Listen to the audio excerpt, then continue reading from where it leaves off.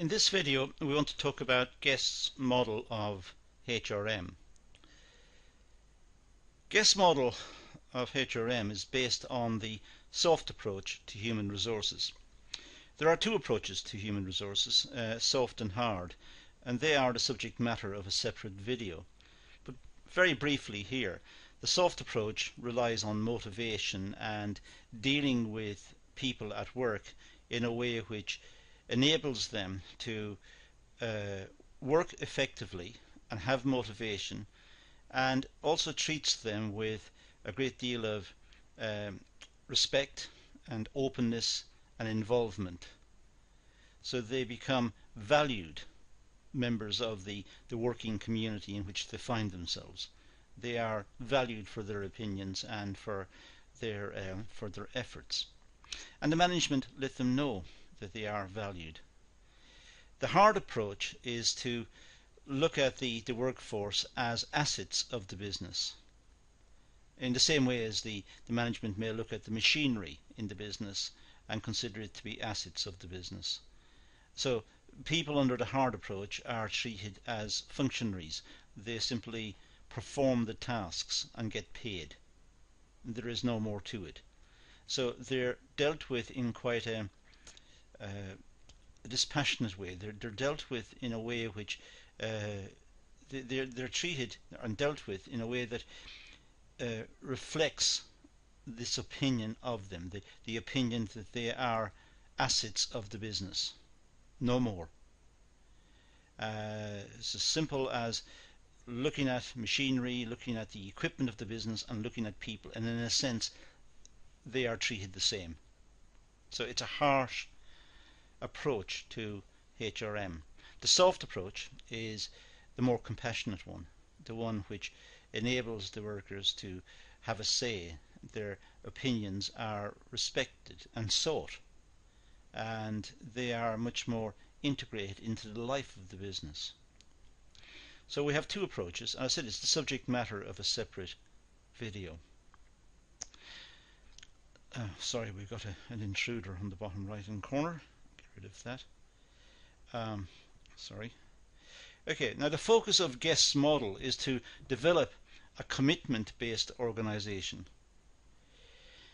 So the Guest model is to develop a commitment-based organization, one in which the employees are committed to the organization and will make extra efforts to ensure that the organization is efficient, functioning well, and that they are putting in good effort that is required to perform the tasks, and they're doing it willingly because they wish to participate. There is a commitment on the part of the employees towards the organization. Guest suggests that an integrated approach to HR will result in practices that will increase individual and organizational performance. So looking at this integrated approach, looking at the requirements of the workforce, looking at the context in which they're working, looking at the approach of management to dealing with the workforce, looking at the role of the HR department in the provision of training and incentives and so on. This will result in practices that will increase individual and organizational performance. The workers will respond to the more enlightened approach. The workers will respond, and as a consequence productivity will be higher, and of course the organization will benefit accordingly. Now, the distinction between commitment and compliance-based HRM. Well, complying to sets of policies, rules, codes of practice and standards. The employees staying within their expected job criteria. The way they're going to be judged is whether they work within what they're supposed to do. Do they deliver the tasks that's been set for them to complete? Are they complying to the policies and the rules and codes of practice of the organization? Or are they in some sort of rebellion against it? Are they militating against the the codes of practice and the rules? Are they causing problems? Are they not meeting their targets because they're varying what they're doing away from what was required of them? So compliance is the degree to which the workforce stay within the rules set out by the organization. They're complying to the rules of the organization.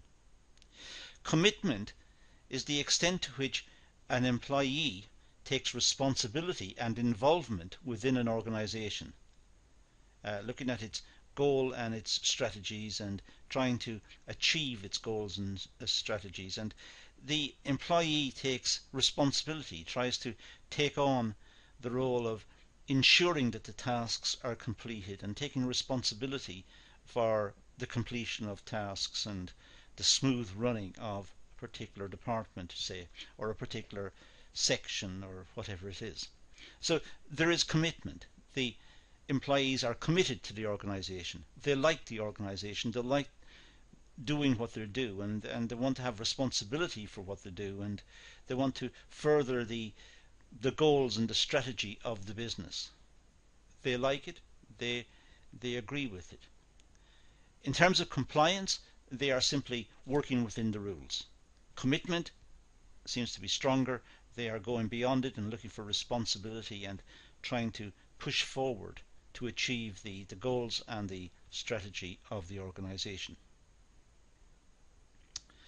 So compliance-based systems, well, is a system based on control and low level of trust between the organization and employees. There's a low level of trust.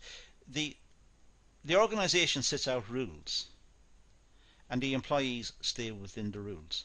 If the employees don't stay within the rules, they are in a sense ultra vires. They're outside of the rules. They need to go through a disciplinary procedure, or they need to be spoken to by the manager, or perhaps given a formal warning or something of this nature. They have broken the rules. And the rules are there to control the employees. There's very little trust between the management and the employees. The employees are told precisely what to do, and then they're monitored to make sure that they're doing it, and doing it within the parameters set out by the organization. Employees only work to set standards. Expectations and performance hold little value to the employer. So the employees only work to set standards.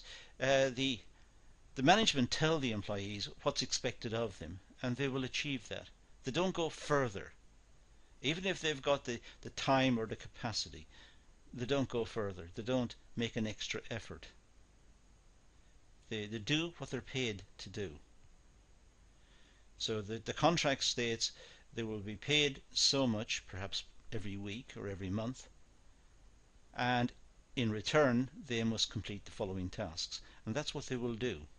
They will complete those tasks and not work beyond it. Compliance-based system may be appropriate where there is a need for low-tech and low-discretion jobs and minimal need for skill development and acquisition. Some organizations need workers in this sort of compliance-based system. They need workers who will come in and do precisely what's required of them and stay within the rules. So the management tell them exactly what's required and they complete those tasks. So it's low skill, it's low tech, there's not a lot of technicality involved in it, or there's not a lot of, let's say, sophisticated machinery. There's no real need for skill development, or which is expensive, or skill acquisition, or it's just simply some workers working to an agreed set of instructions and completing those set of instructions. Commitment-based system, well, The emphasis on high levels of trust, commitment and respect between the organisation and the employees. Commitment-based system is when the employees are trusted by the management, and also the employees are committed to the organisation, and there is respect between the two sides. They respect what they're doing. Management respect the employees. They see the employees making a good effort and taking on responsibility, and the employees reciprocate, and they also see the management making a good effort and trying to further the interest of the organisation. There is a mutuality here. Both sides need the organisation to survive. That's where they earn their livelihoods. So both are willing the organisation to survive, and both are making an effort, and the employees have a commitment to the organisation. Organisations encourage employees to actively participate and share common goals and values. So the employees actively take on roles which enable them to show their commitment to the organisation through taking on responsibility. They may also take on additional tasks like mentoring new members of staff or working in teams. And in fact, some employees may work in several teams at the same time and make contributions to several teams, and also make recommendations to the management regarding performance and regarding processes and layout and so on. And their views are valued. Employees show a willingness to go beyond their expectations in order to benefit the organisation. So the employees are making an extra effort. They're going beyond what's required. The contract states they must complete certain tasks. Well, these employees are going further. So they have a commitment to the organisation. They want the organisation to succeed. Guest devised a comparative model outlining the difference between human resource management and personnel management. Now, in everyday language, we tend to use these terms interchangeably, but in fact, there are differences. Guest explains that human resource management is perceived as commitment-based. So human resource management is when the organisation is providing training and updating, skill updating, and looking after the workforce, and the workforce in return are reciprocating and making extra efforts to be productive and to apply themselves diligently to the tasks they've been set. So human resource management is more commitment based. Personnel management is considered compliance based. The personnel managers will set out the rules for each job, for each task, and the employees accept those rules if they wish to work there. They accept the set of rules and work within those restrictions. They work within the guidelines set out by personnel management. So personnel management is seen as more compliance based. Human resource management is perceived as more commitment based. Now let's look at a table that was developed by Guest, which just illustrates some of these differences. Along the top here we have aspects of policy. We have personnel management, which is, as I said, compliance, and we have HRM, which is commitment. So we have these three columns. Now the first one is there's a psychological contract. So a fair day's work for a fair day's pay. That would be the compliance view of this. So the psychological contract is that the employees arrive in, they know what's required of them, they know what they're going to be paid, and they complete that task. It's compliance. They are staying within the rules, they're doing what's expected of them, but they're doing no more. They're just doing what's expected of them. The commitment angle is different. There's a mutual understanding between the employees and management of the importance of the tasks and the need for the organisation to survive. So there is, in a sense, reciprocal commitment. The management have a commitment to the employees, and the employees have a commitment to the management. The employees want the business to succeed. They want the strategic vision to be achieved. Behavioural references. Well, in terms of compliance, there are norms, customs and practices. Employees will take on tasks and work at the tasks in terms of compliance. They're just sticking within the rules. But that's the way they've always done it. So that becomes the norm.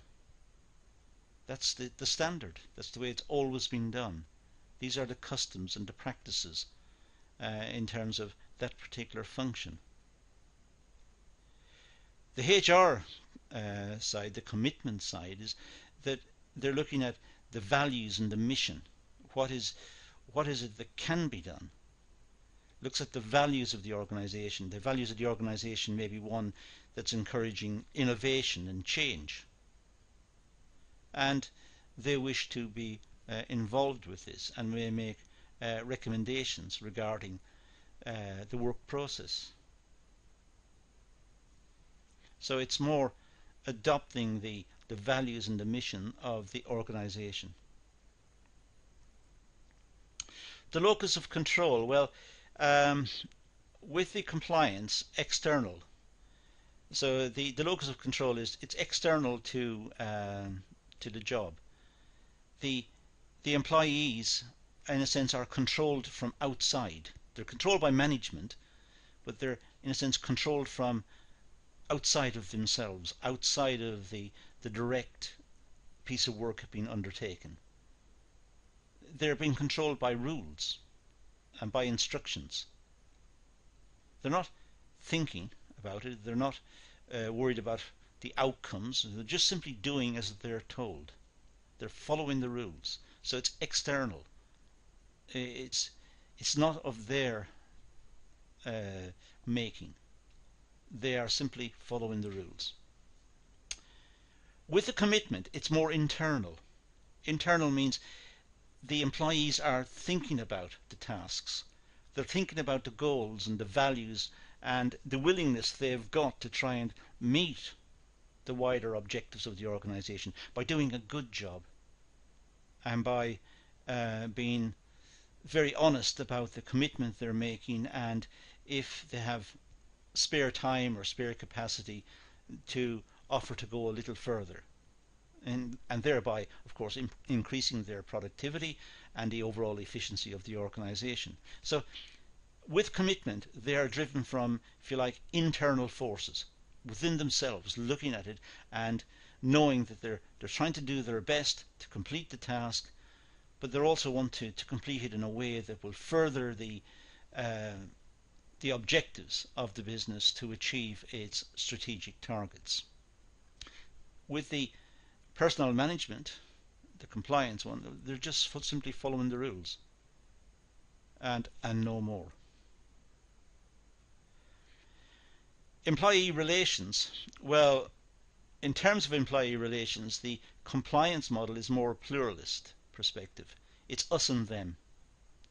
It's the employees go to complete certain tasks. They don't do any more than that's required. They don't want to think about how to improve it. They're simply doing the task. And they see management as separate. It's us and them.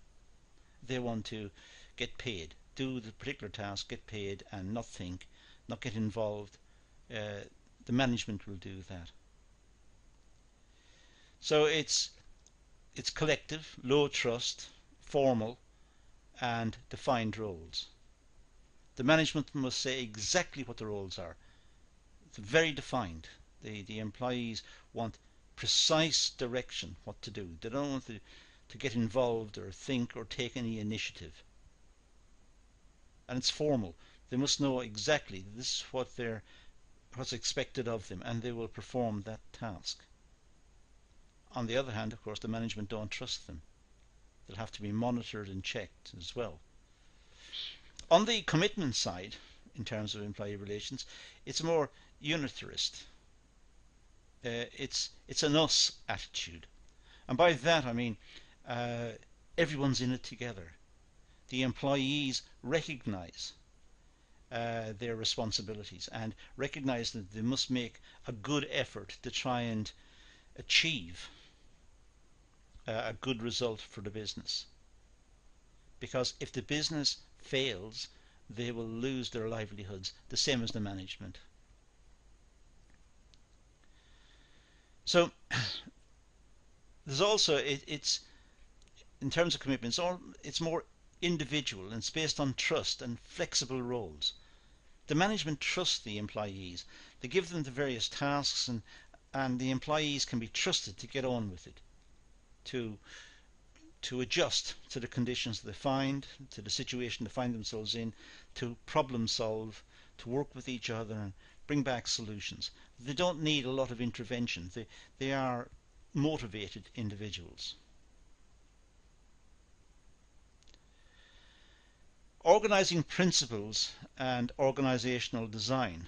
Well, in terms of organising principles and organisational design, with the personnel management, the compliance model, it's top-down. It's centralised control, hierarchy, division of labour, managerial control. It's top-down. The management say what the rules are, they say what the tasks are, and then they set about controlling it, so the employees fulfill those tasks.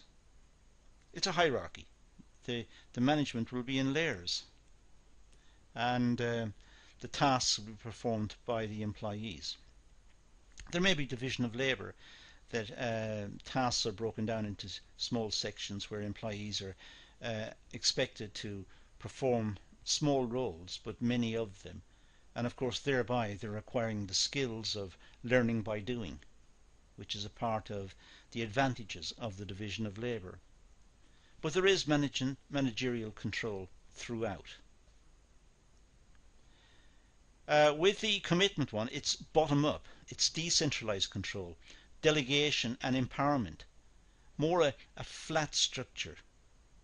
The employees are very close to the top management because the employees don't need layers of management themselves. They're highly motivated, they work in teams and they have self-control, and the management have delegated the responsibility to them, so it's decentralised. But the employees will work towards achieving the outcomes, but also making wider contributions in terms of suggestions for improvement and working with the management to improve the overall performance of the section. Policy goals. Well, the policy goals are administrative and efficiency, performance to standards and minimizing costs.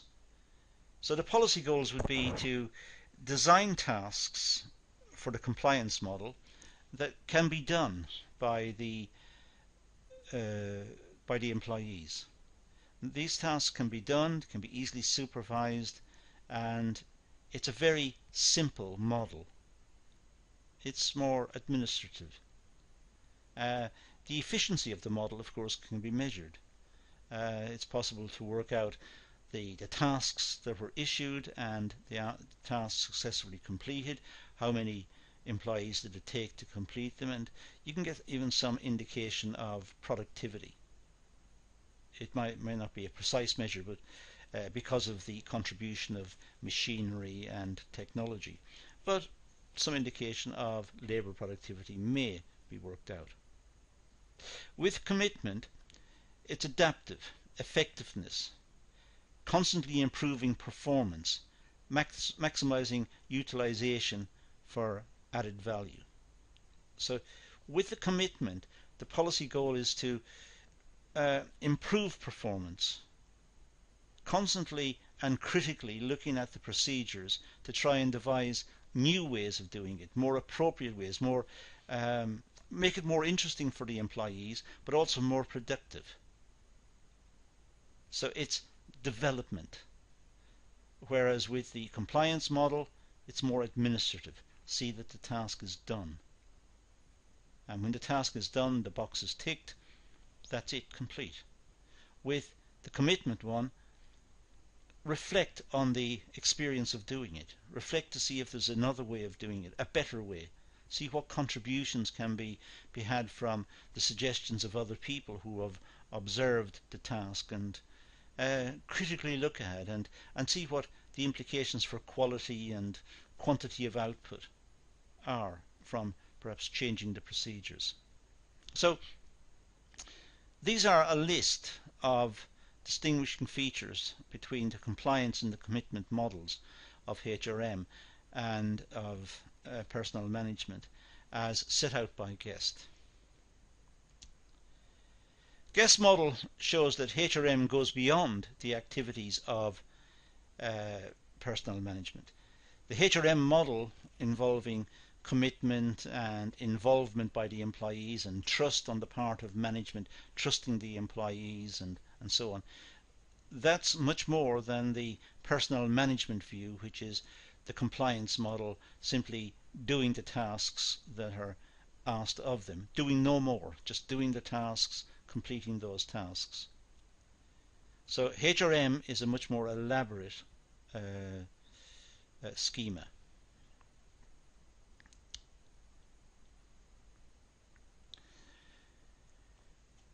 Personnel management focuses on administrative tasks, whereas HRM focuses on meeting individual employee needs and developing them to become valued assets for the organization. There is a big distinction then between personnel management and HRM. Personnel management is more administrative, more ensuring that tasks are completed on time, and making sure that the right people are in the position, but the people who are put in position don't have any particular responsibility other than completing the tasks for which they were hired. With HRM, there is an emphasis on trust of the employees. There is an investment perhaps on the part of management in terms of training and development, and also involvement in terms of talking to the employees and getting their opinions and suggestions about how to further improve the productivity of the section. Employee commitment is gained through strategically managing employees, continuous monitoring and progress review. So with the employee commitment, there could be a greater role for monitoring and for performance reviews, for example. There may be continuous monitoring as well, depending on the resources of the organization, but certainly progress reviews, which feeds back how the employees feel about their role in the organization, how they feel about the management, about the tasks they've been assigned, and some feeling can be worked out as to whether the employee is genuinely committed to the organization or they're simply complying to the rules, and adjustments can be made accordingly. So the commitment of the employee to the organization can be monitored and can be checked through various means. Guest emphasizes on a commitment-based HRM. There needs to be a relationship between HRM and strategic management of an organization. The HRM function is to ensure that the right people are hired at the right time and put into the right set of requirements for the organization, the right tasks to achieve the right tasks for the organization. So the role of HRM is to recruit appropriate personnel to ensure that the strategic objectives of the business are met. If the wrong employees are recruited, then the organization will not meet its strategic objectives. It will be inefficient, it will be less productive, and the chances are it will not meet what it set out to achieve. So there is a role here, a critical role for HRM in terms of developing people within the organization and recruiting the right people. Greater employee commitment to organizational goals is what's required from the HRM. It's to try and get personnel in situ that are committed to the organization and to the achievement of the strategic aims of the organization. So employees are, let's say, trained and developed and acculturated within the organization, so that they become more productive, more reliable, and more trustworthy within the organization. Harness individual needs rather than the collective workforce. So this model of HRM is to look at individuals and look at individual needs, because not everybody's the same. Look at individual needs and then try to devise training schemes and development schemes for individuals rather than the entire workforce. If it's developed for the entire workforce, there may be some who are left behind, some who don't understand, some who did not completely assimilate the requirements of the organization, didn't quite understand what was required of them after perhaps a training session which was issued to everybody. But when more individual needs are addressed, and perhaps addressed in smaller numbers or perhaps even one-to-one, then both the management and the employee have a greater understanding of the employee's capability to perform the task, but also the employee understands more precisely what the management are looking for. So it may result in greater commitment and greater understanding. There's better flexibility within the organization and devolution of authority. Better flexibility is when the employees understand the need to achieve the strategic objective of the business, and therefore the employees are willing to take on additional tasks or to multitask or to acquire training in different areas.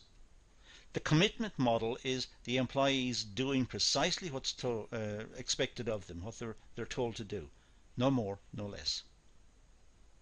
But with this particular model, the commitment one, there is more flexibility. The workers understand the importance of achieving the strategic goals for the business to survive in the face of globalized competition and ever-changing technology. So they make an effort to be as flexible as possible to accommodate the management in trying to achieve its strategic objective. It respects the values, respects and values individuals as assets which help the organization reach their goals. Individuals, workers, employees are seen as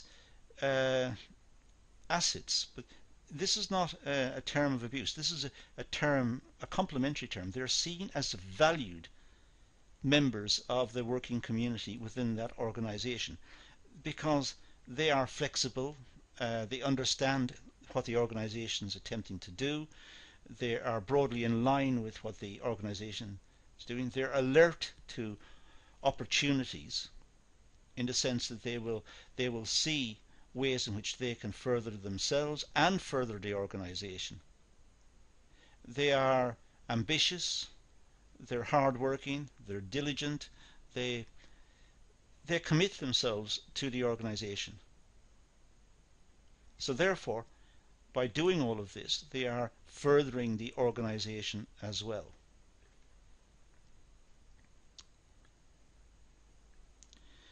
Guest further introduced a model of HRM. He proposes 6 dimensions of analysis. First of all, HRM strategy. In fact, what we'll do is we'll list these. I think probably the easiest. HRM policy, HRM outcomes, behavior outcomes, performance outcomes, and financial outcomes. So we have a proposal here for a model of HRM based on 6 dimensions of analysis. Now, we can see by just looking at the list that HRM strategy is the ways in which the corporate strategy can be furthered and perhaps achieved through the activities of the HRM department, being strategic in the way it goes about recruiting and training and developing employees. HRM policy, what exactly is the policy of the HRM department? What is it trying to achieve? And that would have to be linked, of course, to the strategy, but it may also have aspects of perhaps training, meeting targets, developing quality courses, training programs, and so on. Looking at the outcomes of the HRM department in terms of the matching of skills and competencies against the requirements of the organisation. Behaviour outcomes. What are the outcomes associated with perhaps periods of training and activities within the organisation which promotes the development of the workforce? What are the precise behavioural changes that come about as a consequence of undertaking perhaps on-the-job training? And performance outcomes could be measured through different metrics within the organisation. And of course all of this will have financial outcomes which will be recorded by the organisation in general. So these are just very, very brief comments about these 6 areas associated with GEST. So if we look at the GEST model in a little bit more detail, we can itemize the strategy, HRM practices, HRM outcomes, behavior outcomes, performance outcomes, and financial outcomes. These are the 6 outcomes that GEST suggests for his HRM model. So we have those across the top. Now, if we talk about, let's say, HRM practices, well, selection of employees. The behavioural outcome will be the effort and motivation that's required of the personnel recruited. But also there will be an aspect of effort and motivation within the HR department to do a good job, to ensure that the right people are selected. And the performance outcome associated with this would be high productivity. The right people should be recruited, and the people recruited should have high levels of productivity. Financial outcomes should also generate more profits. If higher productivity and more efficiency results from the selection process, then of course more profits should result, which would be the financial outcome. HRM strategy, well, perhaps differentiation to innovate the organisation. But the HRM practices would be training, appraisal, and reward associated with exercise in differentiation and in developing the organisation along innovative lines. And of course they would have to have outcomes, HRM outcomes, which would be in terms of commitment. But likewise reward, for example, would be associated with quality, another outcome, good quality. And the behaviour outcomes would be cooperation, trying to get cooperation between management and employees. And the performance outcomes would be quality innovation. So we can start to look at the functions of the HRM department in this case we're looking at the strategy of the HRM department. You could look at the HRM practices in terms of selection, the previous one, and we can start to see that there are, in a sense, boxes to be ticked across the 6 measures that Guest set out. Focus, for example, the quality focus would be on job design. That would be the HRM practice, to make sure that the job design enabled good quality in terms of delivery. But the behavioural outcome would be involvement, that quality will only come about if the employees are involved. The employees have to monitor the quality and ensure that their workmanship is of a certain standard. The performance outcomes, if they are involved and they like their task, then there will be low absence or absenteeism amongst the labour force, because they are more committed, they are more interested. And cost reduction, this could be related to involvement, which would be related to flexibility, the outcome. The involvement and flexibility, in a sense, the HRM practice would be to have involvement with the employees to try and work out ways to enable cost reduction to take place. Flexibility, the HRM outcome could be that employees will move from task to task and have job enrichment as a consequence, have more motivation, have more application to achieving the tasks. They'll be more flexible. The organizational citizenship, as it's sometimes referred to, they belong to the organization, in a sense. They want to belong to the organization because they're involved with the organization and they are committed to the organization. There will be low labour turnover and low conflicts and customer complaints, because the employees are more involved with the organisation, they're more involved with the processes and more interested in quality as well as cost reduction, the one we're looking at here. But they are more involved, there will be less customer complaints because the quality will be kept quite high. There will be less conflict. They are more flexible, they're more committed to the single set of objectives of the organisation to achieve the corporate strategy, so there's less conflict between them. And of course the financial outcome would be a high return on investment. Strategies such as differentiation, innovation, quality and cost reduction will encourage positive HRM practices such as selection, training, reward, appraisals, etc. So the strategy of differentiation and innovation, quality and cost reduction, these are ones which will encourage positive HRM practices. The HRM department will seek out individuals who are interested in working for organisations which are innovative and dedicated to quality and so on, and they will have training programs and reward systems and appraisal systems, as well as very thorough selection procedures to ensure that those objectives, those parts of the strategy are achieved. This will then lead to improved HRM outcomes, commitment, quality and flexibility.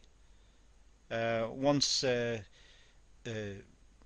more selection, training, rewards, more appraisals, etc., there will be more commitment, more quality and more flexibility within the workforce.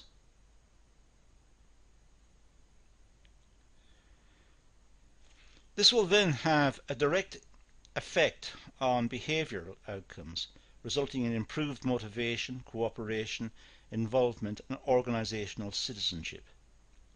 More commitment, more quality, more flexibility leads to more cooperation, more motivation, more involvement. So there is a connection going right the way back to the strategy. If the strategy is one, let's say, of differentiation, of innovation, quality, cost reduction, that will encourage the HRM practices in terms of selection strategy, training, rewards, appraisals. That will in turn lead to more commitment and more quality, more flexibility from the workforce. And that in turn will lead to more motivation, more cooperation, more involvement. We can see the logic of the three parts indicated on this slide being connected.